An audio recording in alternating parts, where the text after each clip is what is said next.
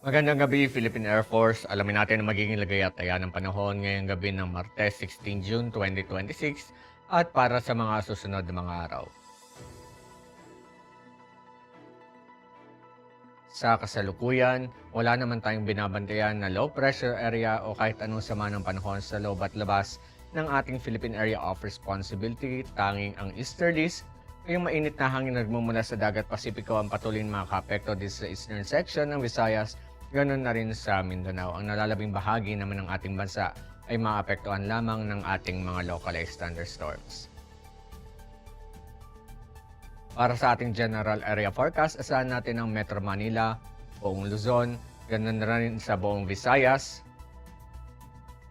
at buong Mindanao ang bahagi hanggang sa maulap na kalangitan na may pulupulong pag-ulan, pagkidlat at pagkulog.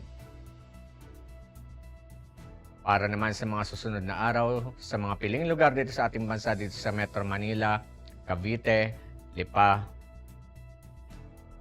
Angeles, Puerto Princesa, Kalayaan Islands,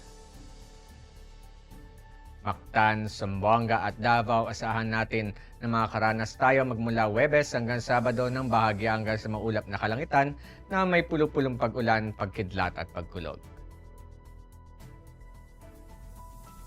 Ang haring araw ay lulubog ng 06:26 p.m. at ito naman ay sikat bukas ng 05:27 a.m. Para naman sa ating moon illumination, 3% increasing. At para manatiling updated sa lagay at taya ng panahon, i-follow lamang ang Air Force Weather Center sa aming mga official social media accounts. Yan lamang po ang latest update mula sa ating lagay ng panahon. Sa ngalan ng aming commanding officer na si Colonel Alvin Jan Cuador, PAF GSC, ako po si Staff Sergeant Celsi Puedes, Philippine Air Force, weather broadcaster ng Air Force Weather Center. Muli magandang gabi, Philippine Air Force.